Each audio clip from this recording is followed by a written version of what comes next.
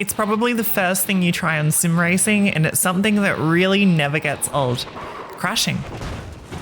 How does shunts work on iRacing though? When can you survive a big hit?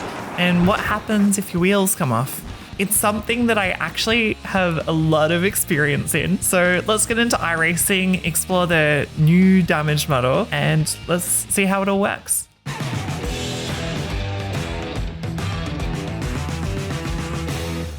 Hi, I'm Emily and welcome to Overtake. So crashing is one of the most important parts of a driving sim these days. Some sims do okay damage, some sims are literally just damage, and some sims just pretend damage doesn't exist entirely. It never happened. iRacing is definitely a little bit funky at times, but its new damage model is one of the most realistic in sim racing. Let's check out why that is and how the model works itself.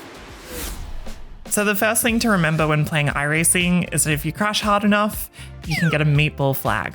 It's not exclusive to iRacing, but this can be caused by a massive stack, or it might just be a little hit to an important part of the car. If you get a meatball, you have 3 laps to pit and repair your car, and if you're in the last 3 laps of the race, you can just ignore it, as the race will end before you would have to pit anyway. Secondly, if you're pitting after damage, there's 2 types of repairs that you need to worry about: required repairs and optional repairs. They're pretty self-explanatory. Required repairs need to be completed before entering the track, and the game actually won't let you leave your pit box before they're done. And there's also optional repairs, and like the name says, they're completely optional, and you can leave your pit box before completing them.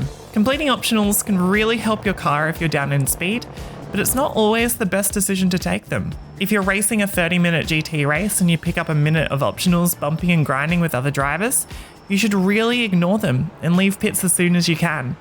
Whilst if you're in a 24-hour endurance and you pick up a few minutes of optionals, it's probably worth it to take them and get the car fixed up. It all depends on your situation and the tactics that you're using.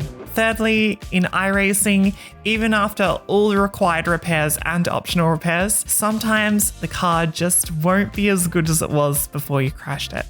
Some games you can always fully fix your car in a pit stop, but in iRacing, you sometimes can't. It really depends on the car. A lot of open wheelers won't let you try and repair the car if you mess a wheel up. And if you've bent the aero out of shape on a GT car, it's pretty impossible for your virtual pit crew to fix it without attaching a brand new part, which sometimes they just refuse to do.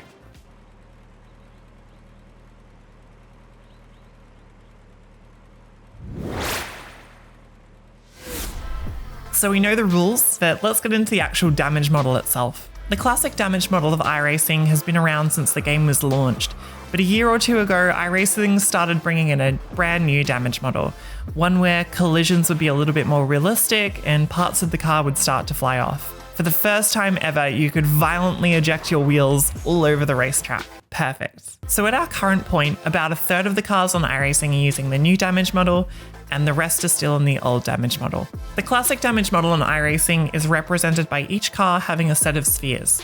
The spheres represent where cars can be hit and where collisions can take place. It's super simple to get your head around. If you hit a sphere, it moves and you get damaged. When running open wheelers though, you'll often find your wheels get pushed in rather than just disconnecting or whatever. This sometimes bugs out though, and you get to see some funny stuff like I found with the old IndyCar. The classic damage model is used in most cars in iRacing, and you'll mostly see it if you're racing in the GT3 series. The new damage model has been in development since at least 2018 and is slowly being rolled out to all cars. At the moment, the main cars you'll see it on are the NASCAR Cup class cars, the Mercedes F1 car and open wheel classes, and the TCR and GT4 series. The new damage model goes away from the spheres and uses collision shapes and mounts. What this means is that each part is actually mounted to the car and can be disconnected if you hit it hard enough. You can eject things like nose cones, wings, side pods, bonnets, wheels, etc. You can finally create the minimalist race car of your dreams. This is similar to something like rFactor's damage model, with the highlight of course being that you can crash hard enough that your engine detonates and catches on fire. It honestly never gets old. So how does each damage model actually feel on iRacing? Well, it depends. With the classic damage model, the cars are a little bit softer. You can slightly hit the car and it can sometimes do some really major damage. If you scrape the inside wall at the dipper, you get a meatball. And take too much curb at the forward chicane, you're now a second slower in a straight line. But with the new damage model, the cars are a little bit harder and you can afford to be a little bit more active hitting other people and walls and other things. It's similar to something like ACC where you can really hit objects quite hard before picking up damage. I have found the new damage model to be a little bit sticky though, and you can often get your car caught on another car in a crash. Sometimes that can go in a little bit of a weird way, and if you make side-to-side contact with another car, the game can sometimes push you together, depending on how the crash happens. Sometimes it really depends on how the numbers work out. iRacing is doing its best to simulate the actual physics of the crash and your car's having a collision, and sometimes it works and sometimes it's a little bit buggy.